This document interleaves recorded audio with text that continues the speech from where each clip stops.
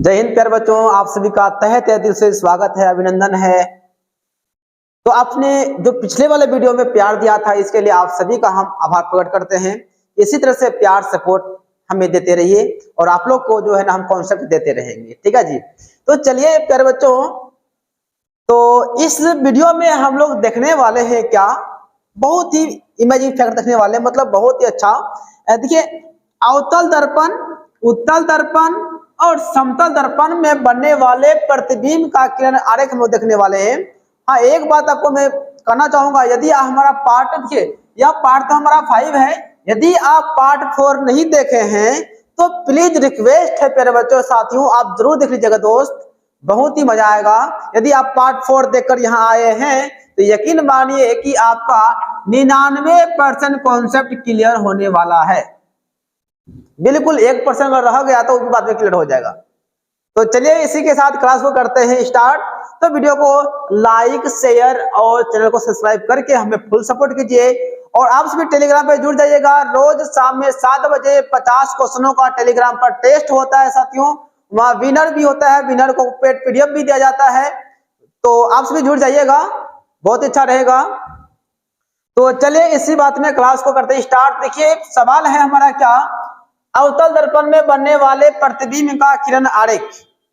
तो सबसे पहले आपको बता दूं एक बार फिर से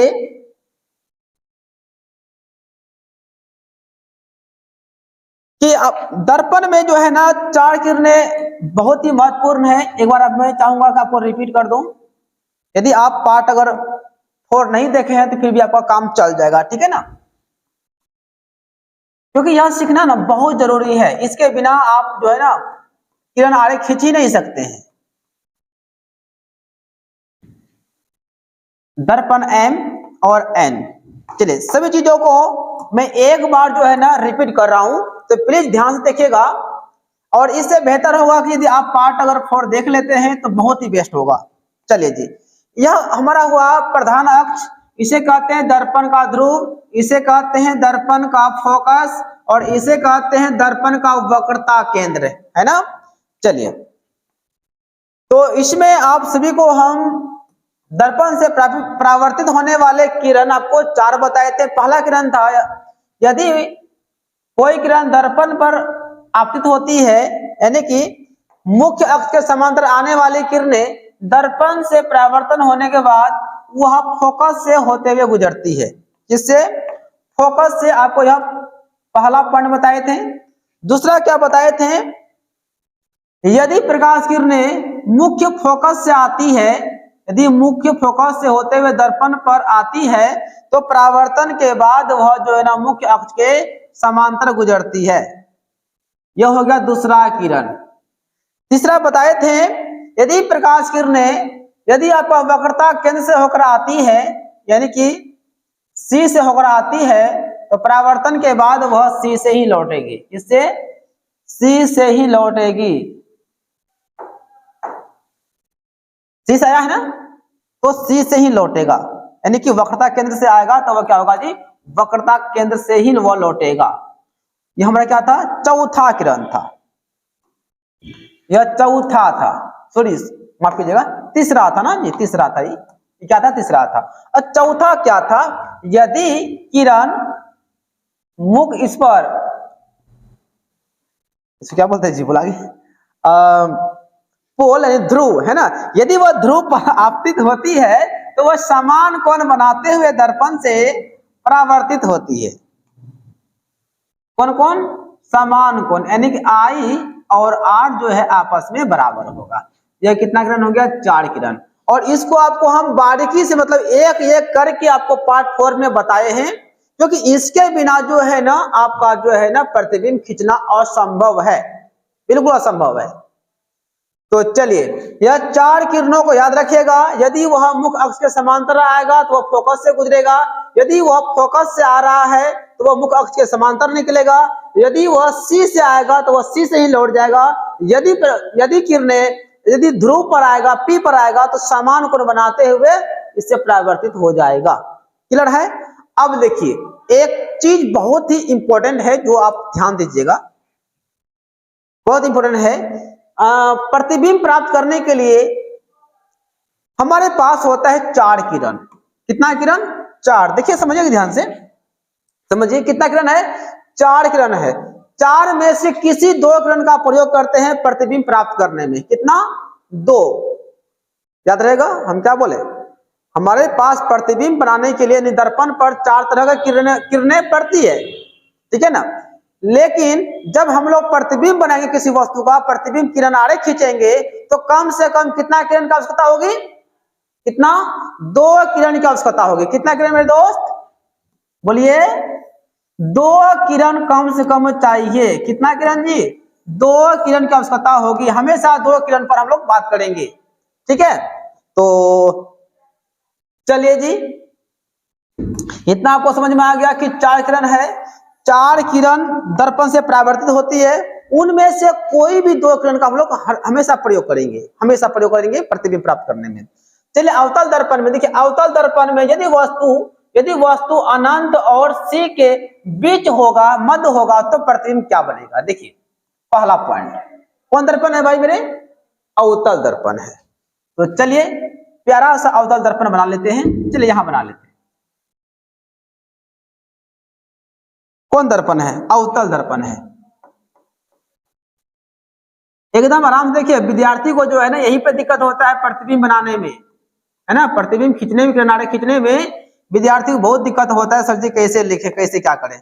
लेकिन आज के बाद आपको कोई दिक्कत नहीं होने वाला, बिल्कुल आपको परफेक्ट बताने जा रहे हैं।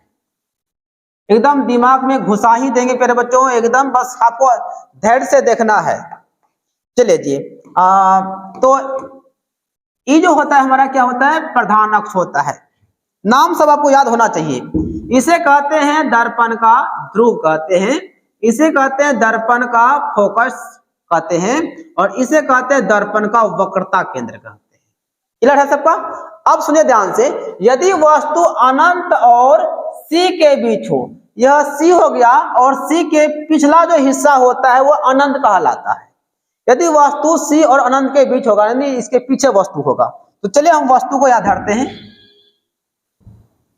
ए नाम का कोई ऑब्जेक्ट, ओ और ए कोई हुआ ऑब्जेक्ट। अब यहां से प्रकाश किरणें आएगी। जब प्रकाश किरणें मुख्य अक्ष के समांतर आती है तो बताइए परावर्तन के बाद क्या हाल होता है? अभी आपको जस्ट बताए थे, देखिए आपको जस्ट बताए थे, यदि मुख्य अक्ष के समांतर, यह मुख्य अक्ष हुआ, यदि इसके समांतर, यदि मुख्य अक्ष के समांतर किरणें आती है तो परावर्तन के बाद वो फोकस से गुजरती है। यहाँ पे वही होगा, मुख्य अक्ष के समांतर आया है, परावर्तन के बाद वो कहां से गुजरेगा? तो फोकस से गुजरेगा, यहां से। ठीक हो गया। आपको हम बताए हैं कि प्रतिबिंब प्राप्त करने के लिए कम से कम कितना किरण चाहिए? 2 किरण चाहिए, कम से कम 2 किरण। आप 3 भी ले सकते हैं, 4 भी ले सकते हैं, लेकिन कम से कम कितना? कम से कम 2 किरण चाहिए। यह तो हमारा 1 किरण हुआ, या मुख्य अक्ष के समांतर गया, फोकस से गुजर गया, पहला हुआ। और कोई एगो लेते हैं, हमारे पास और कितना बचा है? 3 गो बचा है। एक क्या बचा है? सी से आएगा तो सी से लौट जाएगा, वही भी बचा है। एगो क्या बचा है? यदि एफ से आएगा तो वह मुख्य अक्ष के समांतर गुजर जाएगा। एगो क्या बचा है? यदि वह पी पर आएगा तो समान कोण बना के वह परावर्तित हो जाएगा। तो 3 किरण है, तीनों में से आप कोई एगो और यूज कर सकते हैं। चलिए हम इसको लेते हैं। यदि वह फोकस पर आएगा, फोकस से आएगा, तो क्या होगा? समान कोण बनाते, सॉरी, ये मुख्य अक्ष के समांतर निकल जाएगा। दिख रहा है?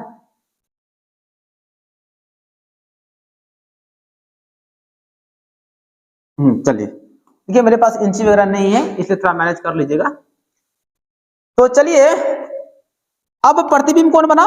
जहां पर जो है ना रेखा एक दूसरे को प्रतिच्छेद करता है, वही हमारा प्रतिबिंब होता है। यहाँ प्रतिच्छेद क्या ना, तो यहाँ हो जाएगा। वाह भाई, सॉलिड बन गया, है ना। बी आई, आई बी हमारा हो गया, इमेज हो गया। अब देख सकते हैं हमारा बिल्कुल खतरनाक फिगर बन गया, ठीक है ना। तब आइए से निष्कर्ष निकालते हैं, इसमें क्या क्या होने वाला है, क्या क्या हुआ। चलिए पहला लिखना है क्या? प्रतिबिंब का स्थान, यानी कि प्रतिबिंब कहां बनता है, पहला पॉइंट होगा। तो देखिए प्रतिबिंब का स्थान क्या है मेरे भाई? प्रतिबिंब जो है, यह प्रतिबिंब है, क्या बना है? वह सी और एफ के बीच बन रहा है ना। तो क्या लिखेंगे? प्रतिबिंब प्रतिबिंब, सी को बोलते हैं वक्रता केंद्र कहते हैं ना, वक्रता केंद्र एवं ई फोकस हमारा है, ठीक है ना, फोकस के बीच बनता है। यदि वस्तु अनंत और सी के बीच रहेगा तो प्रतिबिंब कहां पे बनेगा, प्रतिबिंब सी और एफ के बीच में बनेगा, यानी कि वक्रता केंद्र और फोकस के बीच बनेगा। दूसरा क्या होगा हमारा, प्रतिबिंब की प्रकृति, प्रतिबिंब की प्रकृति, प्रकृति का मतलब होता है प्रतिबिंब वास्तविक है कि काल्पनिक है, सीधा है कि उल्टा है, छोटा है कि बड़ा है, या उसका प्रकृति हुआ। तो देखिए अब ध्यान से देखेंगे तो वस्तु थोड़ा इतना बड़ा है, प्रतिबिंब छोटा है, देखिए एकदम बिल्कुल छोटा, इससे छोटा ही है, तो क्या लिखेंगे, प्रतिबिंब वास्तविक उल्टा एवं हरासित, हरासित का मतलब होता है छोटा,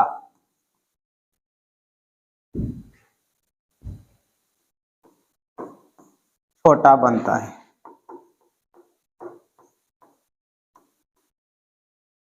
अब देखिए प्रतिबिंब जो है जब दर्पण के आगे बनेगा प्यारे बच्चों, वो हमेशा उल्टा बनता है, और उल्टा प्रतिबिंब हमेशा वास्तविक होता है और सीधा प्रतिबिंब आपका काल्पनिक होता है।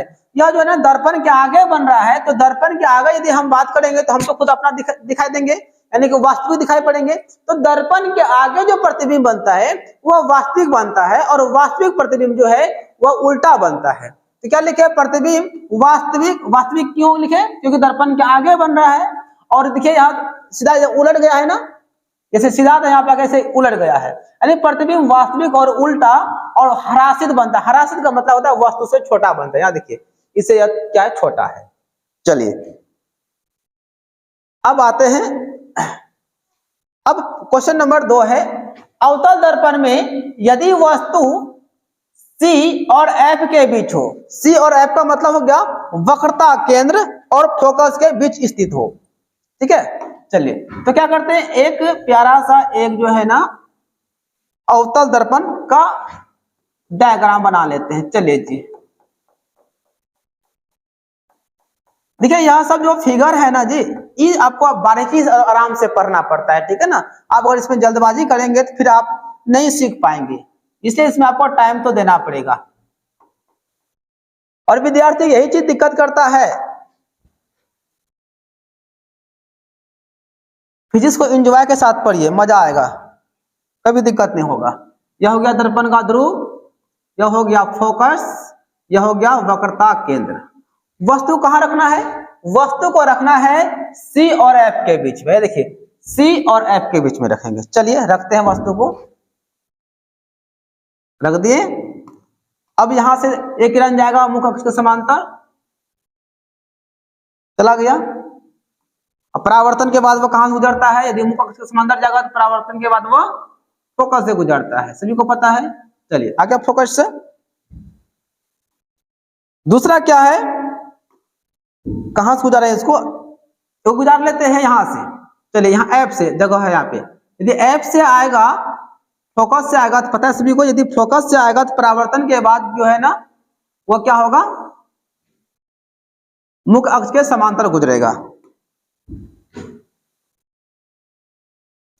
कहां पे काटा, यहां पे काटा, जहां पर कटेगा वही हमारा क्या होगा, प्रतिबिंब होगा।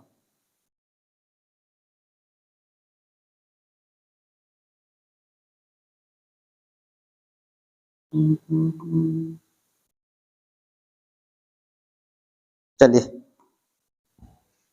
यहां और यहां तो हो जाएगा I और B, इमेज हो जाएगा। तो आप देख सकते हैं प्रतिबिंब जो बना है दर्पण के आगे बना है, दर्पण के आगे है तो उल्टा बनेगा, और उल्टा है तो वास्तविक बनेगा। लेकिन देखिए वस्तु का कंपेयर में यह बड़ा बन रहा है, वस्तु इतना बड़ा है, प्रतिबिंब इतना बड़ा है, यानी कि वस्तु की तुलना में यह क्या बना, थोड़ा बड़ा बन रहा है। और कहां पे बन रहा है, सी और पिछला यानी सी के पीछे क्या बोलते हैं, अनंत कहते हैं, तो प्रतिबिंब हमारा सी और अनंत के बीच बन रहा है। तो आइए लिखते हैं इसका प्रकृति सब।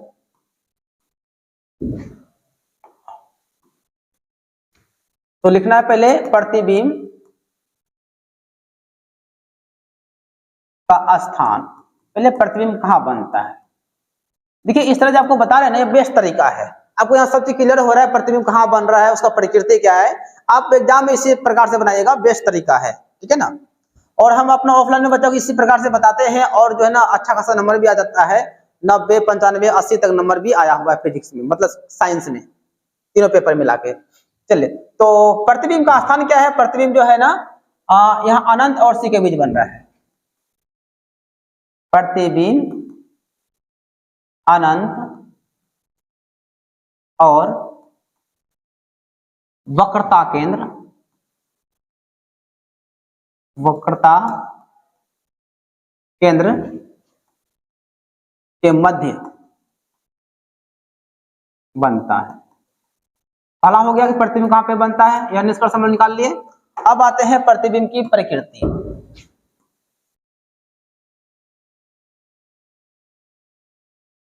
प्रतिबिंब की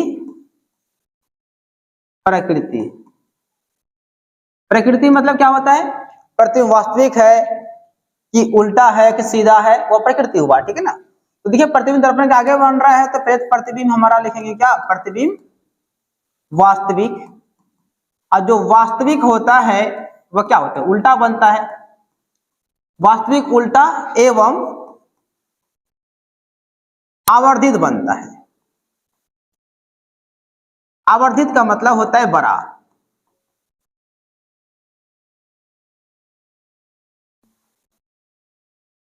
प्रतिबिंब क्या बन रहा है, दर्पण के आगे है तो वास्तविक लिखेंगे, और वास्तविक प्रतिबिंब हमेशा उल्टा बनता है, और वस्तु के कंपेयर में थोड़ा बड़ा है, बड़ा को हम लोग आवर्धित कहते हैं, यानी कि बड़ा बनता है। चलिए आगे बात करते हैं, यदि वस्तु सी पर हो, देखिए पहले बच्चों अवतल दर्पण में यदि वस्तु कहां पर हो, सी पर हो, तो प्रतिबिंब क्या बने। तो फिर से क्या करेंगे, एक प्यारा सा सुंदर सा एक अवतल दर्पण बना लेंगे हम लोग, अवतल दर्पण बना लेते हैं भैया, एम और एन, एक अवतल दर्पण हो गया। और इसे कहते हैं दर्पण का प्रधान अक्ष कहते हैं, यानी कि जिसको मुख अक्ष के नाम से भी जानते हैं। यह दर्पण का हो गया फोकस, मुख्य फोकस हो गया। इस दर्पण का हो जाएगा वक्रता केंद्र हो गया, ठीक है। अब वस्तु कहां धरना है मेरे बच्चों, वस्तु को धरना है सी पर, सी यानी कि वक्रता केंद्र पर वस्तु को धरना है। चलिए धरते हैं, यदि वस्तु को सी पे रखा जाए, चलिए रख देते हैं।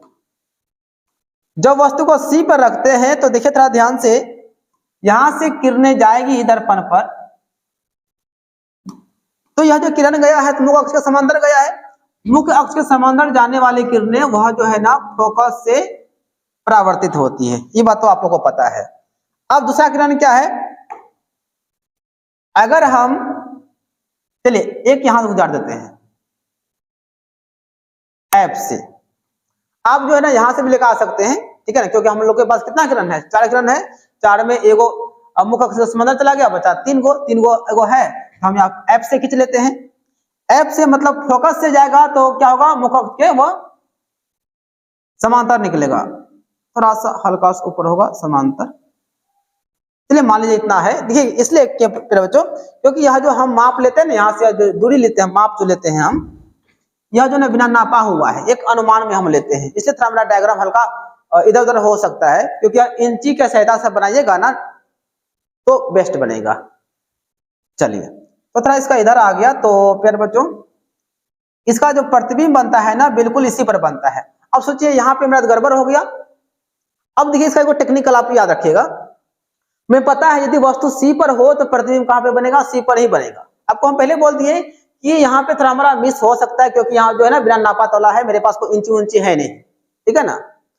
तो इतना याद रखिएगा, यदि वस्तु सी पर है तो प्रतिबिंब आपका सी पर ही बनेगा। तो इसलिए एक हम लोग दिमाग क्या लगाएंगे कि पहले जो है ना, पहले क्या करेंगे, पहले सी पर ही जो है ना इधर भी नीचे खींच लेते हैं, ऐसे ऐसे नीचे ले लेते हैं।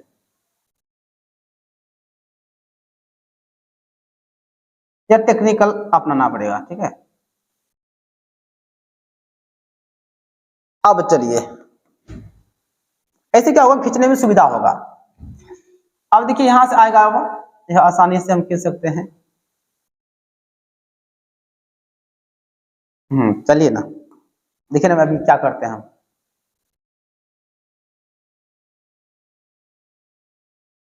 हम फोकस को ही घसका देंगे। चलिए, है ना। अब क्या करते हैं, देखिएगा मेरा चालाकी, हम फोकस को अब यहाँ कर लेते हैं, क्योंकि आपको हम पहले बताए थे कि यह जो है मेरा बिना नापा हुआ है। तो चलिए आई और बी, आशा है कि आप लोग यह वाला बात समझ गए होंगे हम क्या बोलने के लिए चाह रहे थे, ठीक है। क्योंकि यह जो है ना बिना नाप तोल का हम काम कर रहे हैं, लेकिन हाँ इतना तो श्योर है, याद रखिएगा, यदि वस्तु आपका सी पर होगा तो प्रतिबिंब सी पर ही बनेगा। जितना बड़ा वस्तु होगा उतने बड़ा आपका प्रतिबिंब भी बनेगा, ठीक है। तो हम लोग का प्रतिबिंब बन गया, डायग्राम बन गया। अब आते हैं प्रकृति में, तो लिखते हैं प्रतिबिंब का स्थान, प्रतिबिंब का स्थान। तो प्रतिबिंब कहां बनता है, ध्यान से समझिएगा। प्रतिबिंब देखिए प्यारे बच्चों, आपका प्रतिबिंब जो है ना कहां पे बना, सी पर ही बन रहा है। प्रतिबिंब वक्रता केंद्र पर ही बनता है, जहां पर वस्तु है ना वहीं पर प्रतिबिंब बन रहा है, ठीक है। अब आते हैं इसका जो है ना प्रकृति, प्रतिबिंब की प्रकृति। प्रकृति समझ रहे हैं ना, प्रकृति का मतलब क्या होता है, प्रतिबिंब वास्तविक है कि काल्पनिक है, सीधा है या उल्टा, या उसका प्रकृति होता है। प्रतिबिंब दर्पण के आगे बढ़ रहा है तो यह क्या है, उल्टा है। प्रतिबिंब वास्तविक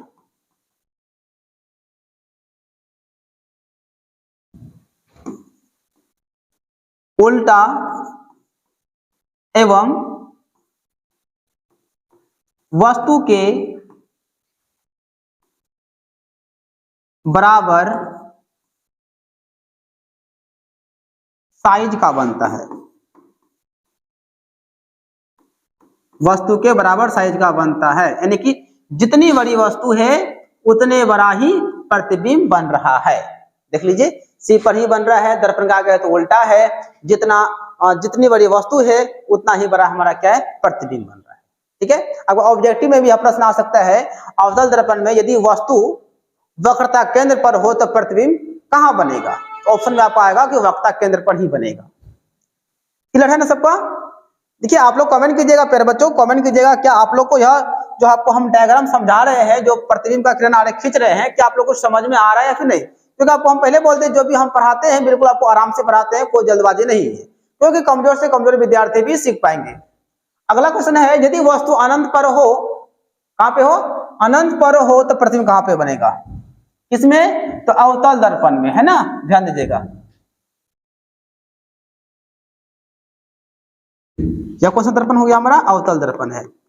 अवतल दर्पण एकदम प्यार से आराम से बना लेते हैं। देखिए फिजिक्स जो है ना प्यारे बच्चों, फिजिक्स वह विषय है कि जिसे आप जो है एंजॉय के साथ पढ़ सकते हैं। एम एन दर्पण हो गया, लेकिन हाँ समझिएगा तब, नहीं समझिएगा ना तो फिर दिक्कत हो जाएगा आपको, समझिएगा तब एंजॉय होगा, ठीक है ना। नहीं तो बस इसके लिए आपको शुरू से देखना पड़ेगा हर चीज को, चाहे आप ऑनलाइन में हैं या फिर ऑफलाइन में। यदि ऑफलाइन में है तो आपको पूरा डेली क्लास करना पड़ेगा, और क्लास को मिस कीजिएगा तो फिर जो है ना दिक्कत हो जाएगा। चलिए ये हमारा हो गया सी। तो वस्तु कहां पे रखने की बात कर रहे हैं, वस्तु अनंत पे, अनंत के मतलब वो कहीं पे रह सकता है वस्तु। चलिए वस्तु भैया अनंत पे है, अनंत का मतलब सब कोई लिमिट नहीं है, वो जहां मन तहां पे हो सकता है। वस्तु अनंत पे है, और यदि मान लीजिए वह सी से आ रहा है, अनंत से आ रहा है, ठीक है ना, फोकस पे आएगा तो वह कहां से गुजरेगा, फोकस से आएगा तो वह जो मुख अक्ष के समांतर गुजरेगा। चलिए अब ऐसा करते हैं, एक किरण को हम गुजारते हैं सी से। यदि सी से आएगा तो वह सी से ही लौटेगा ना। सी से आएगा तो वह सी से ही लौटेगा। चलिए इधर से आया, अब वह जो है ना सी से ही ऐसे आके लौट जाएगा। अब देखिए वस्तु कहां पे है, अनंत पर है। एगो फोकस से आया तो मुख अक्ष के समांतर गुजर गया, दूसरा क्या सी से आया तो सी से ही गुजर गया। तो देखिए कहां पे काटा है, काटा कहां पर है देखिए आपका, देखिए यहां काटा है। ध्यान समझिएगा एक चीज आपका ना। चलिए हम थोड़ा सुझा कर ही देते हैं इसको, तो थोड़ा यह ना नीचे आ गया तो थोड़ा और दिक्कत हो रहा है।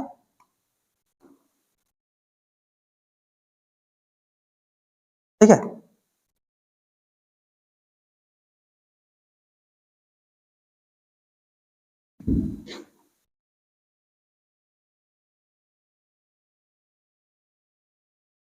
चलिए मान लीजिए यहां पर है। अब ऐसा हम क्यों कर रहे थे, पता है क्यों कर रहे थे? क्योंकि देखिए हमें पता है कि यदि वस्तु अनंत पर हो तो प्रतिबिंब फोकस पर बनता है। यहाँ देखिए ये हमारा क्या हुआ, प्रतिबिंब बना। ठीक है, तो इतना थोड़ा आप लोगों को दिमाग चलाना पड़ेगा, ठीक है ना, क्योंकि आपको पहले बोल दिए हैं कि यह जो ना बिना हम इंची कंपास कंपास का हम बना रहे हैं, डायरेक्ट बना रहे हैं, तो इसलिए थोड़ा गड़बड़ हो सकता है, तो फिर भी हम सुधारने का प्रयास करते हैं। ठीक है, अब देखिए प्रतिबिंब जो है वस्तु कहां पे था, अनंत पर था, प्रतिबिंब कहां पे बन रहा है, देखिए फोकस पे बन रहा है प्रतिबिंब। तो लिखेंगे प्रतिबिंब का स्थान, प्रतिबिंब का स्थान, तो प्रतिबिंब कहां पे बन रहा है, फोकस पर बन रहा है। क्या लिखेंगे, प्रतिबिंब फोकस पर बनता है। उसके बाद आते हैं प्रकृति, प्रतिबिंब की प्रकृति। अब देखिए इसका प्रकृति जो है वो दर्पण के आगे बन रहा है तो वास्तविक बनेगा। प्रतिबिंब वास्तविक, वास्तविक है तो उल्टा बनेगा, उल्टा एवं वस्तु से बहुत छोटा बन रहा है, बहुत छोटा बनता है, एकदम बिल्कुल छोटा बन रहा है। देखिए ना वस्तु कहां पर है, वस्तु अनंत पे है, कितनी बड़ी वस्तु है पता नहीं है, लेकिन प्रतिबिंब उसका कंपेयर में, उसका तुलना में देखिए बहुत छोटा बन रहा है। ठीक है, तो दर्पण के आगे है तो क्या होगा, वास्तविक होगा, और वास्तविक चीज हमेशा उल्टा होता है। और यह देखिए कहां पर बन रहा है, फोकस पर बन रहा है, और वस्तु तुलना में बहुत छोटा बन रहा है। ये हमारा यह डायग्राम पूरा हो गया। आई होप कि आप लोग को समझ में आ रहा होगा एकदम। देखिए यह सब चीज जो है ना प्यारे बच्चों बारीकी से देखना पड़ेगा, ठीक है ना, क्योंकि यह डायग्राम है। आप इसको जितना शिद्दत से देखेगा, जितना आराम देखेगा ना, आपको उतना ही बेहतर समझ में आएगा। यदि आप जल्दबाजी कीजिएगा तो प्यारे बच्चों फिर दिक्कत हो जाएगा। ठीक है ना, तो आप सोच सकते हैं जब गुरुजी आपको इतना आराम से समझा रहे हैं तो आपको जो है ना कितना और आराम से समझना चाहिए। अगला प्रश्न है, अवतल दर्पण में यदि वस्तु फोकस पर स्थित हो, कहां पर, फोकस पर। चलिए तो सबसे पहले क्या करते हैं, एक प्यारा सा अवतल दर्पण का निर्माण कर लेते हैं। देखिए यह पूरा पीडीएफ जो है ना टेलीग्राम पे हम डाल देंगे, क्लास खत्म होने के बाद आपको हम डाल देंगे, आप वहां से जो है ना इसको पढ़ सकते हैं। अरे बात समझ में क्या बोल रहे हैं हम, हाँ ध्यान दीजिएगा, इतना सुविधा आप लोग को मिल रहा है ऑनलाइन वाले को, फिर भी अगर नहीं पढ़ते हैं तो इसका मतलब हुआ कि आपका पढ़ने का मन नहीं है। ठीक है, यह देखिए दर्पण का ध्रुव हो गया, इस दर्पण का फोकस हो जाएगा, इस दर्पण का जो है ना वक्रता केंद्र हो जाएगा। वस्तु कहां धरना है, यदि वस्तु फोकस पर हो, फोकस यानी कि प्यारे बच्चों वस्तु यहां पे धरना है, फोकस पर धरना है। अरे भाई हाँ चलिए, यह वस्तु धर दिया कहां पे, फोकस पे धर दिए, तो पहले इसको हटा देते हैं, इसका फोकस हम यहां लिख देते हैं, नीचे लिख देते हैं। ठीक है, वस्तु कहां पर हो मेरे भाई, फोकस पर हो, तो यहां से किरण जाएगा, किधर से ले जाए इसको, हम यहाँ से लेकर आते हैं इसको, है ना, यहाँ से, देखिए यहाँ से लेकर आते हैं, क्योंकि हम लोग को पता है ना कि वह सी से आएगा तो समान कोण बनाते हुए गुजर जाता है। हम लोग के पास 4 किरण है तो कहीं से गुजार सकते हैं। चलिए तो सच बोले ना तो बोर्ड में ना ये डायग्राम बनाने में बड़ा मजा आ रहा है। उसके बाद दूसरा क्या होता है, सी से आएगा तो चलिए हम इधर से गुजार देते हैं, कोई दिक्कत नहीं है। सी से यदि वह सी से जाएगा तो वह सी से ही वह चला जाएगा, यानी कि सी से गया तो वह सी से ही लौट जाएगा। अब देखिए यह और आगे बढ़ेगा, देखिए और यह आगे बढ़ेगा, यहाँ बढ़ेगा, तब कहीं न कहीं दूर में जाके कटेगा। इसका मतलब हुआ यदि वस्तु फोकस पर हो तो प्रतिबिंब अनंत पर बनेगा। देखिए ना, इस सी के पिछला हिस्सा हम लोग क्या बोलते अनंत कहते हैं। आगे बढ़ेगा तो कहीं ना कहीं इसे बढ़ेगा तो कहीं ना कहीं कटवे ना करेगा, कहीं ना कहीं कटेगा। यहाँ देखिए ऐसे जाएगा तो बहुत दूर में कटेगा ना, बहुत दूर में कटेगा, तब यहाँ से प्रतिबिंब प्राप्त होगा। आगे बस समझ में, हाँ तो अनंत पर बनेगा वो, ठीक है। चलिए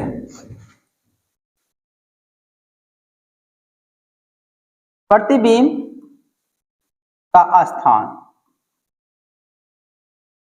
तो प्रतिबिंब कहां पे बन रहा है, प्रतिबिंब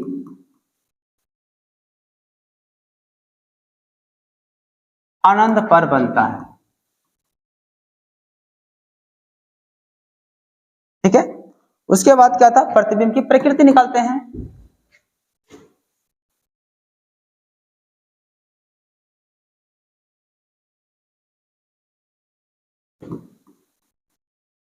प्रतिबिंब की प्रकृति, प्रकृति का मतलब समझ रहे हैं ना, वास्तविक है कि उल्टा है कि सीधा है। दर्पण के आगे बनेगा तो प्रतिबिंब वास्तविक ही होगा, वास्तविक है तो उल्टा बनवे करेगा, वास्तविक उल्टा एवं वस्तु से बहुत बड़ा बनेगा, बड़ा बनता है। आगे बात समझ में, आगे बढ़ेगा ना, कोई दूर में कटेगा, फिर यहाँ से इतना बड़ा जाएगा तो इसका मतलब है कि वस्तु की तुलना में प्रतिबिंब बहुत बड़ा बनेगा। आगे बात समझ में। चलिए अब आते हैं अवतल दर्पण का लास्ट हमारा यह बिंदु है। अवतल दर्पण में यदि वस्तु फोकस और ध्रुव के बीच हो,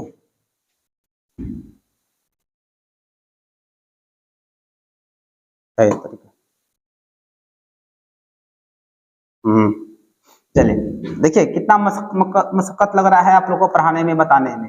ये आप लोग सीधा से नहीं पढ़ते हैं तो सोचिए क्या हाल होगा आप लोग का। अब वो हर चीज को ना जिम नहीं लिया जाता है, थोड़ा ध्यान देना पड़ता है पढ़ाई लिखाई लोगों को, ठीक है। थोड़ा पढ़िए, मन से मेहनत कीजिए, तब ठीक हो जाएगा।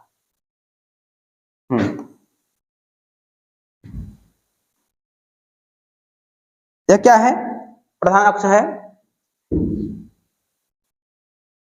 दर्पण का ध्रुव है, ये फोकस है, यह वक्रता केंद्र है। अब वस्तु कहां धरना है, वस्तु को P और F के बीच, P देखिए P और F यहां धरना है। अच्छा है, वस्तु को ना यहां धरना है। ये मक्खर सब जो है ना,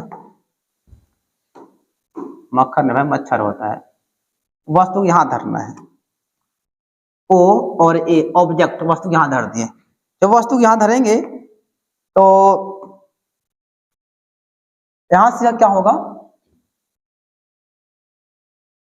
यहां आएगा और क्या होगा, यह जो है ना फोकस से गुजरेगा। चलिए गुजर गया फोकस से। अब दूसरा देखिए, दूसरा क्या होगा, देखो तुम्हारा मुख किसका संबंध गया, वो फोकस से गुजर गया। अगला सी है, हाँ चलिए सी से गुजरते सीधा। यदि वह सी से गुजर जाता है वह सी से ही लौट जाएगा।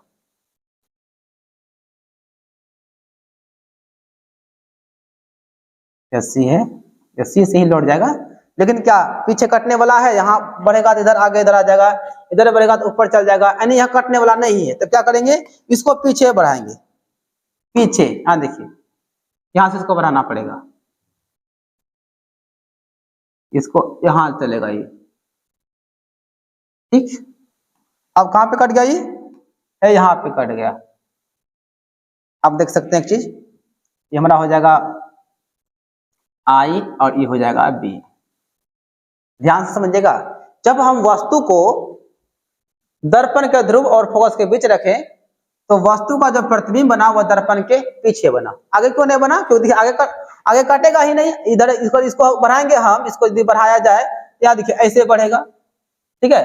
यदि इसको बढ़ाएंगे तो ऐसे बढ़ेगा, यहाँ कटने कोई चांस नहीं है, यहाँ पे कटने का कोई इसका चांस नहीं है। इसलिए हम लोग को क्या करना, लाचारी में पीछे बढ़ाना पड़ा। यानी कि जब अवतल दर्पण में वस्तु को दर्पण के ध्रुव और फोकस के बीच रखा जाता है तो प्रतिबिंब जो है ना काल्पनिक बनता है, दर्पण के पीछे बनता है। बाकी बात हर जगह कहीं पे धरिएगा तो वास्तविक बनेगा। अभी तक हम लोग क्या देख रहे थे, प्रतिबिंब को वस्तु को कहीं पे धर रहे थे, अनंत और सी के बीच धरे फिर भी वास्तविक बना, सी और एफ के बीच रखे फिर भी वास्तविक ही बन रहा था, एफ पर रखे फिर भी वास्तविक था, अनंत पर था फिर भी वास्तविक था। लेकिन जब अवतल दर्पण में वस्तु को हम फोकस और ध्रुव के बीच रखे तो प्रतिबिंब दर्पण के पीछे बन गया। दर्पण के पीछे मतलब काल्पनिक बन गया।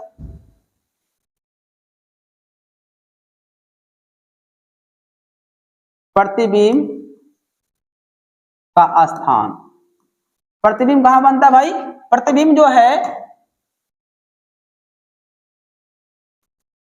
प्रतिबिंब दर्पण के पीछे बनता है।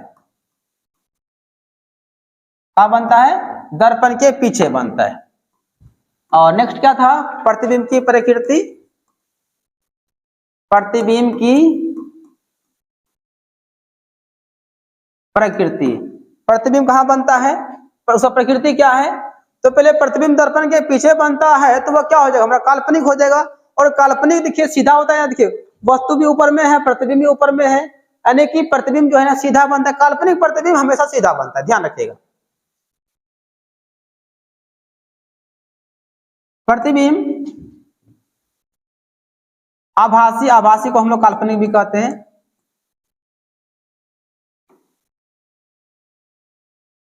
काल्पनिक सीधा एवं आवर्धित बनता है। आवर्धित का मतलब होता है वस्तु से बड़ा। अब देखिए वस्तु का तुलना कर लीजिए, वस्तु और देखिए प्रतिबिंब में, प्रतिबिंब क्या बड़ा है और क्या दर्पण के पीछे है, तो काल्पनिक है, आभासी है। काल्पनिक को हम लोग आभासी कहते हैं। तो आगे आप लोगों को समझ में, चलिए आप लोग स्क्रीनशॉट खींच सकते हैं। अब तो आते हैं हम लोग उत्तल दर्पण में, क्या, तो उत्तल दर्पण में आते हैं और बनाते हैं इसका किरण आरेख। बोलते हैं क्या, उत्तल दर्पण में बने प्रतिबिंब का किरण आरेख खींचिए। तो भैया उत्तल दर्पण चलिए बना लेते हैं।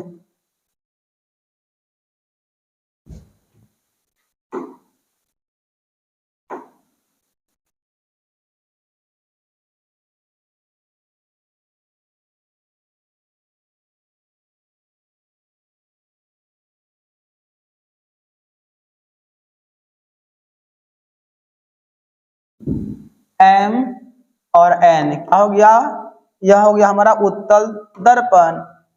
ये क्या हो गया, दर्पण का प्रधान अक्ष हो गया, दर्पण का ध्रुव हो गया, ये फोकस बिंदु हो गया, ये वक्रता केंद्र हो गया। तो वस्तु को पता है कहाँ रखा जाता है, हमेशा दर्पण के आगे। ये तो हमारा दर्पण का पिछला वाला हिस्सा हो गया जी, और ये वाला हिस्सा हो गया बच्चा जी आपका दर्पण का अगला हिस्सा हो गया। तो वस्तु हमेशा दर्पण के आगे रखते हैं। तो आइए वस्तु को धरते हैं यहाँ पर, लीजिए वस्तु को धर दिए। अब यहाँ से क्या होगा, किरणें यहाँ से गुजरेगी वस्तु से, तो यहाँ तो अंदर घुसेगा नहीं, यहाँ से परावर्तित हो जाएगा, यानी कि इधर चला जाएगा। दिख रहा है आप लोगों को,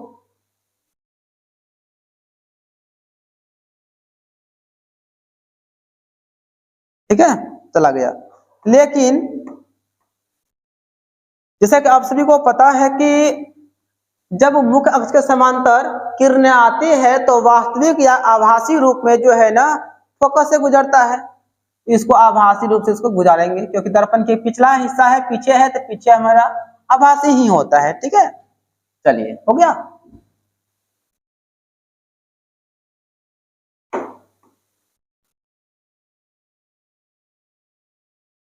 अब चलिए दूसरा किरण क्या है, वो सी से जाएगा। चलिए वो सी से गुजार देते हैं।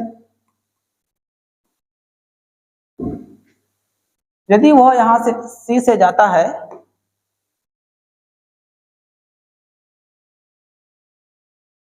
यहां तक तो वास्तविक आएगा, लेकिन जैसे दर्पण के पिछला हिस्सा में चलेगा, पीछे चलेगा, यह क्या हो जाएगा, हमारा आभासी हो जाएगा।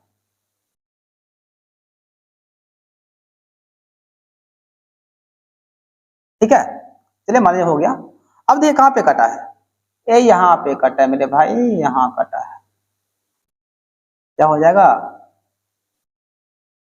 बी और आई हो जाएगा, प्रतिबिंब। तो देखिए उत्तल दर्पण में प्रतिबिंब क्या क्या बना, तो लिखेंगे प्रतिबिंब, प्रतिबिंब का स्थान, प्रतिबिंब कहां बनता है,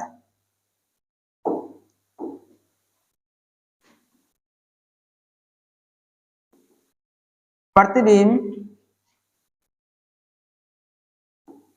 दर्पण के पीछे बनता है।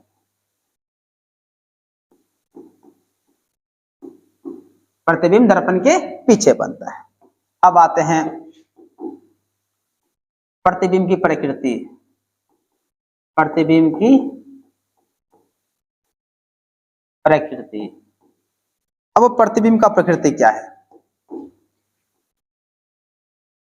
प्रतिबिंब है, प्रतिबिंब काल्पनिक, सीधा एवं ह्रासित बनता है। क्या बनता है, ह्रासित बनता है। ह्रासित का मतलब होता है वस्तु से छोटा बनता है। देखिए ये वस्तु हमारा है, ओ ए कोई ऑब्जेक्ट है, कोई वस्तु है, और प्रतिबिंब आपका जो आई भी बना है वो वस्तु से क्या है, छोटा है, यानी कि ह्रासित है। और उत्तल दर्पण में मात्र एगो ही प्रतिबिंब बनता है, काल्पनिक बनता है। ठीक है, तो एक बात आप लोग गौर किए, अभी तक में जो है ना सब बन रहा था वास्तविक वास्तविक वास्तविक, यहाँ पर काल्पनिक। यानी कहने का मतलब हुआ कि अवतल दर्पण एक ऐसा दर्पण है, अवतल दर्पण में हमारा काल्पनिक भी बना और वास्तविक बना। आप नोट में लिख सकते हैं, आप नोट में लिख लीजिए,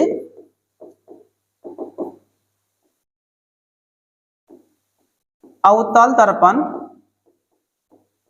में वास्तविक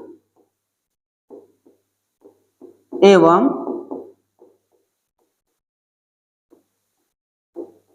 काल्पनिक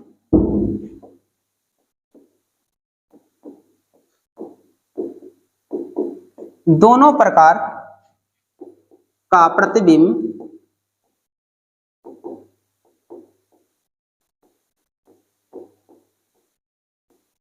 बनता है। एकदम यह मोस्ट इंपोर्टेंट पॉइंट है। यदि आपसे क्वेश्चन पूछे बताइए वह कौन ऐसा दर्पण है जिसमें किसी वस्तु का काल्पनिक और वास्तविक दोनों प्रकार का प्रतिबिंब बनता है, तो हमारा हो जाएगा अवतल दर्पण। और आप लोग देखें उत्तल में मात्र एगो ही डायग्राम बनता है, एगो ही प्रतिबिंब बनता है, और वह बनता है काल्पनिक। तो आप नोट में लिख लीजिए, उत्तल दर्पण में केवल काल्पनिक, काल्पनिक को हम लोग क्या कहते हैं, आभासी कहते हैं, प्रतिबिंब ही बनता है। ठीक, चलिए आगे बढ़ते हैं। अब आते हैं समतल दर्पण में। आज पूरा प्रतिबिंब खत्म करके ही जाएंगे हम, ठीक है ना, आपको पहले बोल दिए हैं आज पूरा खत्म होगा तो खत्म होगा, चाहे कुछ भी हो जाए। कौन दर्पण है, समतल। तो चलिए क्या करते हैं, समतल दर्पण एक बना लेते हैं हम लोग। चलिए मेरे भाई समतल दर्पण,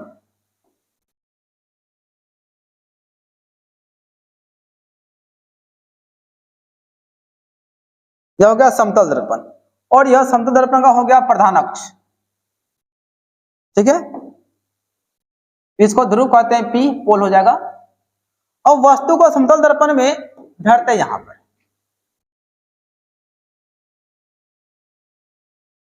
ओ और ए कोई ऑब्जेक्ट है। अब यहां से जब किरणें परावर्तित होगी, जब किरणें परावर्तित यहां से होती है, दर्पण से टकराएगी, लेकिन दर्पण का जब पिछला हिस्सा में जाएगा, पीछे जाएगा, तो वो क्या काल्पनिक ना होगा। एक मिनट, थोड़ा इसका मुंडी झुक गया। ओ माय गॉड,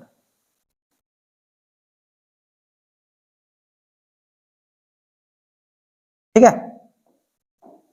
पीछे जाएगा तो क्या होगा, काल्पनिक जाएगा। चलिए, उसके बाद दूसरा किरण क्या होता है, आप सभी को पता है, यदि वह ध्रुव से आएगा, यदि वह ध्रुव से अगर आएगा, तो वह समान कोण बनाते हुए वह परावर्तित हो जाएगा, ऐसे लौट जाएगा, हाँ कि ना, बिल्कुल। लेकिन इधर तो कटने कोई चांस नहीं है, इसलिए इसको हम क्या करेंगे, इधर बढ़ाएंगे। तो यहाँ पे कहीं ना कहीं कट गया, यहाँ पे कट गया, तो यही जो कटता है ना, जहाँ पे प्रतिच्छेद करता है, वहीं से प्राप्त सरल रेखा जो होता है वही हमारा प्रतिबिंब कहलाता है। ठीक है, तो आई और बी क्या हो गया, हमारा प्रतिबिंब हो गया। अब देख सकते हैं, ये हमारा जो है ना वस्तु की दूरी है, और ये हमारा प्रतिबिंब की दूरी है, तो u बराबर हो जाएगा v, यानी कि समतल दर्पण में प्रतिबिंब जो बनेगा, जितनी दूरी पर दर्पण से जितनी दूरी पर वस्तु होगी, उतना ही दूरी पर क्या होगा, वस्तु का प्रतिबिंब प्राप्त होगा। यानी कि यदि मान लिया जाए यहां से यहां 10 सेंटीमीटर पर वस्तु रखा गया है, तो इसका जो प्रतिबिंब भी बनेगा वह 10 सेंटीमीटर ही दूर बनेगा। और जितनी बड़ी वस्तु, यदि मान लिया कि वस्तु की ऊंचाई आपका 20 सेंटीमीटर है, तो प्रतिबिंब का ऊंचाई भी क्या होगा, 20 सेंटीमीटर होगा। कहने का मतलब हुआ कि समतल दर्पण में किसी वस्तु का प्रतिबिंब जो है ना, वस्तु के बराबर बनता है, और समान साइज का बनता है, और समान दूरी पर बनता है, दर्पण के पीछे बनता है। क्या लिखेंगे, समतल दर्पण में बनने वाले प्रतिबिंब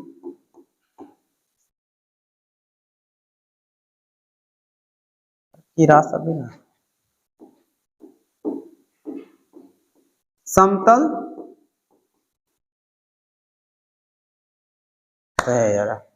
समतल दर्पण में बना प्रतिबिंब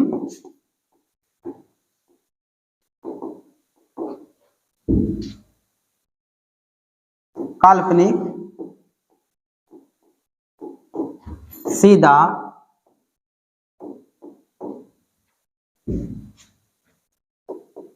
एवं दर्पण के पीछे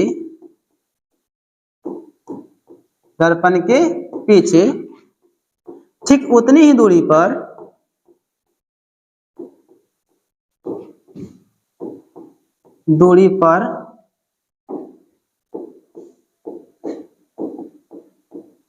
बनती है,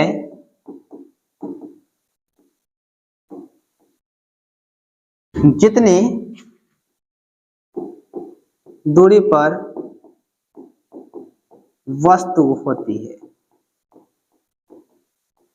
एक बार फिर से आपको समझा देते हैं, यानी कि समतल दर्पण में जो प्रतिबिंब बनता है, पहले तो काल्पनिक बनता है। क्या होता है, काल्पनिक बनता है, और ठीक उतना ही दूरी पर प्रतिबिंब बनेगा जितना दूरी पर क्या वस्तु होगा। मान लीजिए यह हमारा वस्तु है, यहाँ से इसका दूरी 10 सेंटीमीटर है, तब प्रतिबिंब आपका 10 सेंटीमीटर पीछे ही बनेगा। ठीक है, और जितनी ऊंचाई वस्तु की होती है, उतना ही ऊंचा क्या होता है, प्रतिबिंब बनता है। यानी मान लिया जाए कि हमारा वस्तु की ऊंचाई 20 सेंटीमीटर है, तो प्रतिबिंब भी आपका 20 सेंटीमीटर ऊंचा ही बनेगा। यानी इसमें सब चीज क्या होता है, समान होता है। और समतल दर्पण में केवल और केवल वस्तु का केवल काल्पनिक प्रतिबिंब बनता है। आप यहाँ पे नोट लिख सकते हैं, नोट में लिख लीजिए कि समतल दर्पण में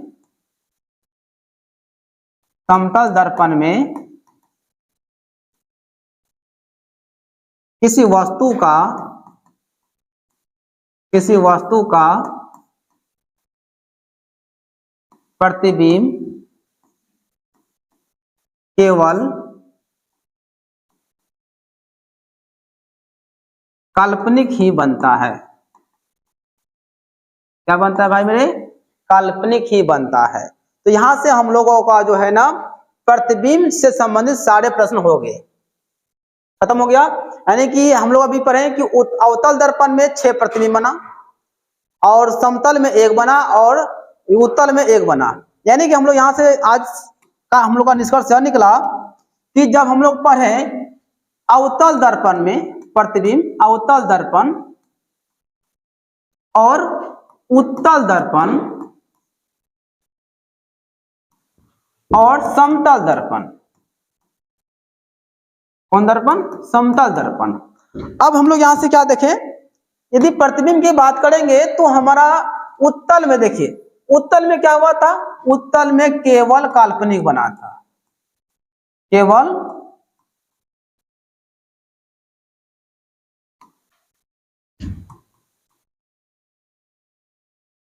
काल्पनिक प्रतिबिंब।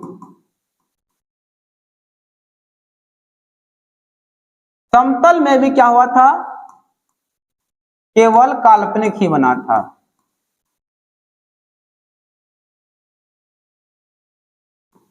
प्रतिबिंब बना,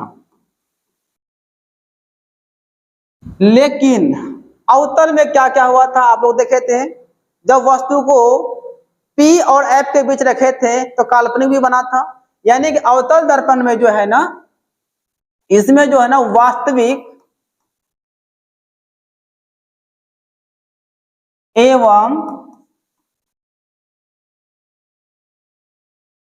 काल्पनिक दोनों प्रतिबिंब बना। चलिए इस पॉइंट को याद रखिएगा, आगे बात समझ में। उम्मीद करेंगे आज का क्लास आपसे बहुत अच्छा लगा होगा, बेस्ट लगा होगा। तो आप लोग कमेंट में बताइएगा कि आपको जो डायग्राम बताए यहाँ पूरे जो डायग्राम आपको समझाए प्रतिबिंब के बारे में, क्या आप लोग को वाकई में समझ में आया। यदि कोई डाउट अगर रह गया हो तो कमेंट कीजिएगा, उस पर हम क्या करेंगे अगले क्लास में कुछ डिस्कस करेंगे, ठीक है। तो वीडियो यदि अच्छा लगा होगा तो वीडियो को लाइक जरूर कीजिएगा। तब तक के लिए नमस्ते सभी को।